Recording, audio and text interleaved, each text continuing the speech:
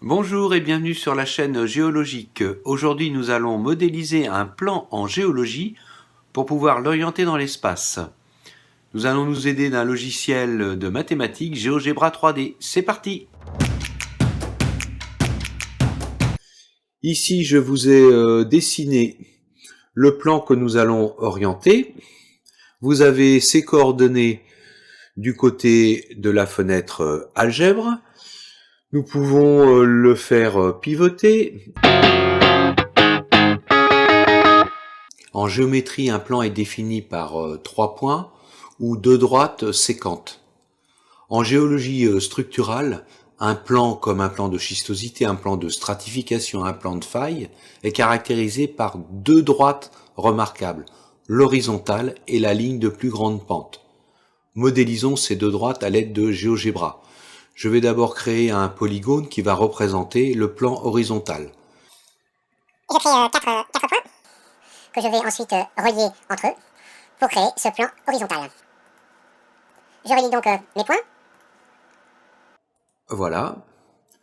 Je peux, pour tout objet créé, modifier son nom et ses propriétés. Je renomme qui a un plan horizontal. Attention, tous les mots doivent être attachés sans espace. Voici mon plan horizontal. Je modifie ses propriétés. Vous avez les propriétés basiques, nom, définition, légende, afficher l'objet, afficher les traces, mettre un objet fixe. Couleur, je vais choisir le bleu, comme un peu la surface de l'eau qui représente un plan horizontal. Voici mon plan horizontal. Je dessine l'horizontale qui est donc la droite d'intersection entre ce plan horizontal et le plan à orienter. Dans le graphique 2D, voici l'horizontale. Je dessine une droite à l'aide de 2 points. Voilà donc mon horizontale. La légende, je peux modifier sa place. Je peux faire tourner dans les 3 dimensions. Traçons maintenant la ligne de plus grande pente. Ceci à l'aide d'une demi-droite, dont un point passe par l'origine, et l'autre en bas du plan à orienter. Vous observez maintenant la ligne de plus grande pente que j'ai écrit ligne PGP qui correspond à la direction d'écoulement d'un filet d'eau sur ce plan à orienter.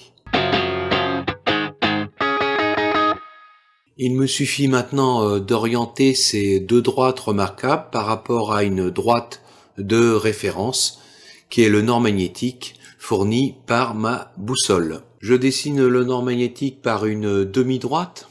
Un point correspondant à l'origine, je modifie le nom et... Voici la direction du nord magnétique, éventuellement corrigée de la déclinaison magnétique, nous donnant donc le nord géographique. Ceci indiqué par l'aiguille de la boussole. 2 angles vont nous permettre d'orienter notre plan. Premier angle, l'angle compris dans le plan horizontal, entre l'horizontale et le nord géographique. Modélisons cela.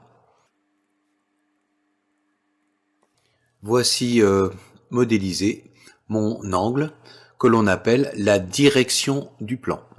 La direction d'un plan est comprise entre 0 et 180 degrés et se lit dans le sens horaire. La direction de notre plan est ici de 113,4 degrés. Un petit point de langage. Dans le langage courant, les géologues parlent pour la direction d'un plan aussi bien de l'horizontale que de l'angle formé entre cette horizontale et le nord géographique. Dans les vidéos de notre chaîne géologique, Fabrice, géologue sur le terrain, va employer le mot direction aussi bien pour l'horizontale du plan à orienter que l'angle formé entre l'horizontale et le nord géographique.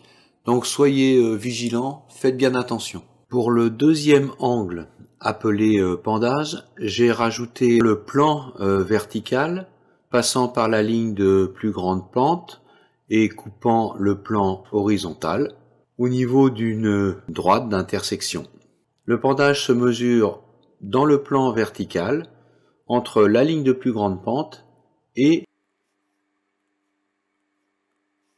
l'angle est ici. Il se mesure en degrés, varie de 0 à 90 degrés. 0 degrés, il n'y a pas de plongement, le plan est horizontal. 90 degrés, le plan est totalement vertical.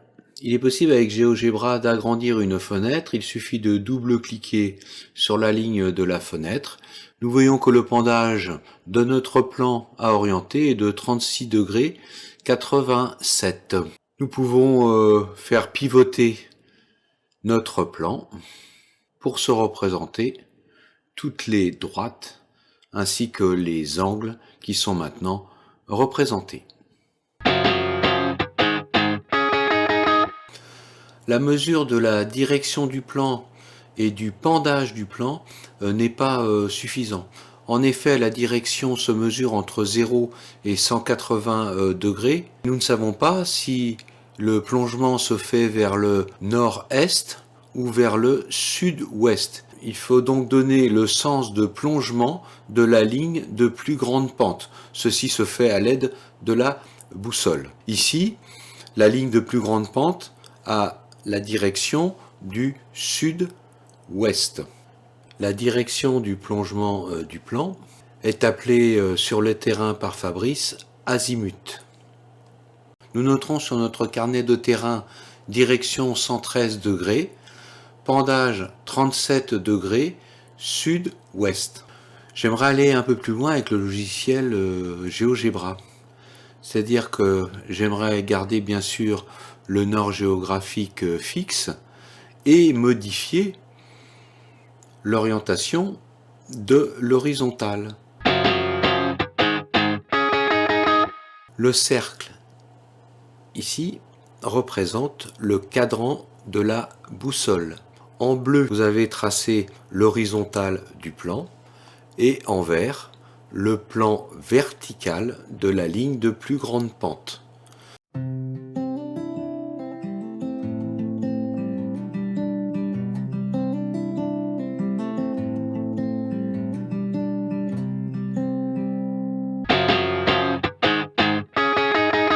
Le plan à orienter est caractérisé par deux droites, l'horizontale et la ligne de plus grande pente.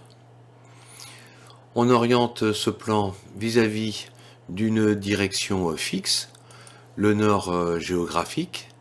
On peut alors orienter le plan grâce à deux angles, la direction et le pendage. Par contre, avec la seule direction, on ne connaît pas le sens du plongement. Il faut donc connaître sur le terrain, avec la boussole, la direction de sens de plongement, ici dans ce sens-là, ou dans ce sens-là. C'est-à-dire soit nord-est, soit sud-ouest ici.